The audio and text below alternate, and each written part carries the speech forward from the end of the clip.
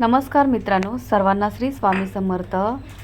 उद्या आहे गुरु प्रतिपदा, श्री गुरु नरसिंह सरस्वती महाराज। तर मित्रांनो, गुरु प्रतिपदा कशी साजरी करावी हे आज आपण आजच्या या व्हिडिओमध्ये बघणार आहोत। तर व्हिडिओ अगदी शेवटपर्यंत बघा। अवधूत चिंतन श्री गुरुदेव दत्त, ध्यान मूलो गुरुमूर्ती, पूजा मूलो गुरु पादुका, मंत्र मूलो गुरुवाक्य, मोक्ष मूलो गुरु कृपा। उद्या 2 फेब्रुवारी 2026 रोजी माघ कृष्ण प्रतिपदा म्हणजे श्री गुरु प्रतिपदा आहे। हा दिवस म्हणजे दत्त संप्रदायातील सर्वात मोठा आणि पवित्र सण मानला जातो। याच दिवशी भगवान श्री नरसिंह सरस्वती स्वामी महाराज गाणगापूर येथे आपल्या निर्गुण पादुका ठेवून श्री शैल्यगमन केलं होतं। अनेकदा आपल्याला गाणगापूरला जाणं शक्य होत नसतं, पण स्वामी म्हणतात, मी गेलो असे म्हणू नका, मी गाणगापुरातच आहे। मग घरी राहून महाराजांची कृपादृष्टी कशी मिळवायची? तर गुरु प्रतिपदेला कोणत्या सेवा कराव्यात, तसेच गुरुचरित्रातील कोणते 2 अध्याय वाचायचे आहेत, कोणता नैवेद्य दाखवायचा, संपूर्ण माहिती मी तुम्हाला आजच्या व्हिडिओमध्ये देणार आहे। तर व्हिडिओ अगदी शेवटपर्यंत बघा। माघ कृष्ण प्रतिपदेला गुरु प्रतिपदा असं म्हटलं जातं। यंदा 2 फेब्रुवारी रोजी म्हणजे सोमवारी गुरु प्रतिपदा साजरी केली जाणार आहे। आजच्या तिथीला भगवान श्री नरसिंह सरस्वती स्वामी महाराजांनी श्री क्षेत्र गाणगापूर येथे आपल्या निर्गुण पादुका स्थापन केल्या, शल्यगमन केलं, म्हणून हा उत्सव गाणगापूरला खूप भव्य दिव्य स्वरूपामध्ये साजरा करत असतात। गुरु प्रतिपदा या दिवशी नरसिंह सरस्वती स्वामी महाराज कर्दळी वनात गुप्त झाले होते। निजगमना जाताना स्वतःच्या निर्गुण पादुका स्वामींनी श्री क्षेत्र गाणगापूर येथे सेवेकरता ठेवल्या। भगवान श्री नरसिंह सरस्वती स्वामी श्री क्षेत्र नरसिंहवाडी येथे 12 वर्षे राहिले। तेथून त्यांनी आश्विन कृष्ण द्वादशी गुरु द्वादशीच्या मुहूर्तावर आपल्या मनोहर पादुका स्थापन करून गाणगापूरकडे प्रयाण केले। गाणगापूरला येथे 24 वर्ष वास्तव्य करून आजच्या पावन तिथीला आपण आपल्या निर्गुण पादुका स्थापन करून ते लौकिक अर्थाने श्री शैल्य मल्लिकार्जुन क्षेत्री जाऊन अदृश्य रूपाने झाले। त्यांनी आपला देह ठेवलेला नाही, फक्त अदृश्य झालेले आहेत। हा एक दुर्मिळ योगायोगच म्हणावा लागेल। अत्यंत अद्भुत व विलक्षण निर्गुण पादुकांनी विशिष्ट आकार नाही, म्हणून या पादुकांना निर्गुण पादुका म्हणत असावे। या पादुका कशापासून निर्मित आहेत याबद्दलची सगळी माहिती मी तुम्हाला देते।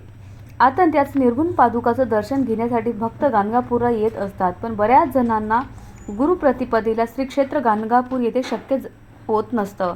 म्हणून गुरु प्रतिपदेच्या दिवशी या निमित्ताने अगदी आपल्या घर बसल्या छोटीशी सेवा तुम्ही करू शकता। यामुळे श्री दत्त गुरु श्री स्वामी समर्थ श्री नरसिंह सरस्वती महाराज यांची कृपादृष्टी आपल्यावरती नक्कीच राहील, यात काही संशय नाही। तर मित्रांनो, आता 2 फेब्रुवारी रोजी सोमवारी गुरु प्रतिपदा आहे। या तिथीला स्नान वगैरे करून नंतर आपल्या हातामध्ये पाणी आणि तांदूळ घेऊन व्रत उपासनेचा संकल्प करावा। घरातील स्वच्छ ठिकाणी लाल कपड्यावर श्री दत्तांची मूर्ती किंवा स्वामींची मूर्ती स्थापित करावी। त्या मूर्तीला पुरुष सूक्ताने अभिषेक घालावा आणि आपल्याकडे श्री स्वामी समर्थ महाराजांचा फोटो असेल तर त्यांची पूजा करावी। सर्वप्रथम फुले आणि हार अर्पण करावा। कुंकू लावून तिलक लावून शुद्ध तुपाचा दिवा लावावा। यानंतर हातातली फुलं घेऊन श्री दत्ताचा नामजप करावा आणि फुलं भगवान दत्तांना अर्पण करावीत।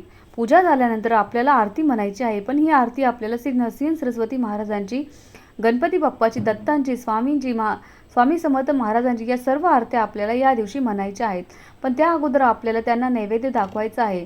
या नैवेद्यामध्ये आपल्याला 7 नैवेद्य करायचे आहेत। जे छोटी चपाती असते त्या पद्धतीने त्यावर वरण, भात, शिरा तसेच श्रावणी घेवड्याची भाजी आवर्जून करायची आहे आणि हा नैवेद्य आपल्याला दाखवायचा आहे। आता आपल्याला 6 नैवेद्य एका ताटामध्ये ठेवलं तरी चालतील। तर कुलदेव श्री दत्त महाराज, श्री स्वामी समर्थ महाराज, श्री नरसिंह सरस्वती महाराजांसाठी आणि गायत्री माता यांच्यासाठी, नारायणासाठी आणि सर्वांचे स्मरण करून हे नैवेद्य आपल्याला दाखवायचं आहे। नैवेद्यामध्ये तुळशीचं पान आवर्जून ठेवा। नंतर आरती म्हणा। आरती कोणाकोणाची म्हणायची तर मी हे तुम्हाला वरती सांगितलेलं आहे। आता 1 ते 1.5 तास नैवेद्य तसंच ठेवायचं आहे आणि थोड्या वेळाने आपण झाकून ठेवला तरी चालेल। त्यानंतर हा प्रसाद म्हणून आपण सर्वांनी खायचा आहे। हा दुपारचा नैवेद्य। त्यानंतर आपल्या देवघरात संध्याकाळी महाराजांची किंवा दत्तगुरूंची पूजा करून आपल्याला बेसनच्या लाडूचा नैवेद्य आपल्याला दाखवायचा आहे।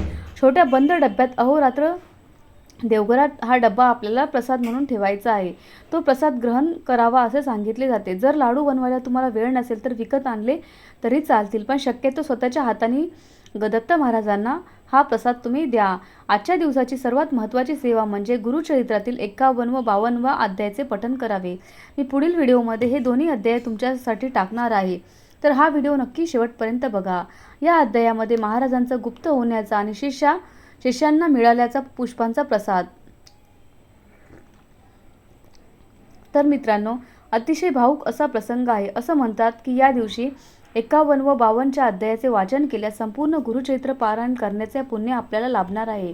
त्यामुळे ज्यांना पूर्ण अध्याय वाचणं शक्य होत नाही त्यांनी किमान श्रवण तरी नक्की करावं. या दिवशी पठण झाल्यानंतर श्री स्वामी समर्थ किंवा दिगंबरा दिगंबरा श्रीपाद वल्लभ दिगंबरा या मंत्राचा किमान 108 वेळा जप करावा. यानंतर सर्वात शेवटी सद्गुरु वंदन आवर्जून म्हणावं. यावेळी म्हणावं, ज्या ज्या स्थळी हे मन जाय माझे, त्या त्या ठिकाणी निजरूप तुझे. मी ठेवी तो मस्तक ज्या ठिकाणी, तेथे तुझे सद्गुरु पाय दोन्ही. बघा, महाराज हे साध्या भक्तीनेही प्रसन्न होतात. मनात फक्त श्रद्धा भाव ठेवावा. अशा प्रकारे आपण गुरुप्रतिपदेच्या दिवशी घरीच राहून ही छोटीशी पण प्रभावी सेवा नक्की करू शकतो. तुमच्या आणि तुमच्या कुटुंबावर श्री गुरूंची कृपा दृष्टी सदैव राहील. या दिवशी अगदीच काही जमलं नाही तरी श्री दत्त गुरुचे नामस्मरण, श्री स्वामी समर्थ मंत्राचा जप आणि गुरुचरित्रातील 51 व 52 अध्यायाचे पठण आवर्जून करावं. यामुळे आपल्या सेवेचे, श्रद्धेचे, उपासनेचे संपूर्ण प्रभावी फळ आपल्याला मिळत असतं. संपूर्ण गुरुचरित्र पारायण करण्याचे फळ आपल्याला मिळत असतं. या दिवशी 51 व 52 अध्याय घरात कोणी अध्याय वाचला ऐकला तरी सुद्धा चालेल, मात्र ही सेवा आवर्जून करा आणि इतरांनाही सांगा. भगवान श्री नरसिंह सरस्वती स्वामींनी 52 अध्याय स्पष्टपणे सांगितले की मी गेलो असे समजू नका. मी भक्तांच्या घरी राहतो. भक्तांनी श्रद्धेने दिलेली एक हाक हजारो मंत्रापेक्षा शक्तिशाली असते. या मंगलमयी गुरुप्रतिपदेला आपल्या घरात सुख, शांती आणि समाधान नांदावं यासाठी गुरुप्रतिपदेच्या दिवशी श्री दत्त गुरूंना किंवा स्वामींना 2 पिवळी फुलं नक्की आवर्जून अर्पण करावी. त्यातील एक फूल पूजा झाल्यावर प्रसाद म्हणून आपल्याला तिजोरीत किंवा पाकिटात ठेवा. यामुळे वर्षभर भरभराट राहण्यास मदत मिळते. शिवाय गाणगापुरामध्ये माधुकरीला खूप महत्त्व आहे. जर तुम्हाला गाणगापूरला जाता आलं नाही तर आजच्या दिवशी घरी बनवलेल्या अन्नाचा एक भाग गरजू व्यक्तीला नक्की द्या आणि गाईला सुद्धा द्या. हे प्रत्यक्ष श्री गुरूंना अन्न दिल्या समान आहे. एवढंच नाही तर संध्याकाळी घराच्या मुख्य उंबरठ्यावर हळदी कुंकू वाहून एक तुपाचा दिवा नक्की लावावा. यामुळे घरातील नकारात्मकता दूर होऊन महाराजाचे चैतन्य आपल्या घरात प्रवेश करते. तसेच सकाळी आपल्या उंबरठ्याला देखील हळदीचे लेपन नक्की करावे. शिवाय आजच्या दिवशी जेवढा जमेल तेवढा वेळा श्री स्वामी समर्थ मंत्राचा मानस जप करा. आपल्या मनात दत्तात्रेयांचा मंत्राचा जप तुम्ही करू शकता. काम करतानाही करा. महाराजांचे स्मरण आपल्या मनात असू द्या. हीच सर्वात मोठी सेवा आहे. तर येणाऱ्या 2 फेब्रुवारीला 2026ला ही साधी पण प्रभावी सेवा करायला विसरू नका. तुमच्या मनातील सात्विक इच्छा श्री गुरु नक्कीच पूर्ण करोत.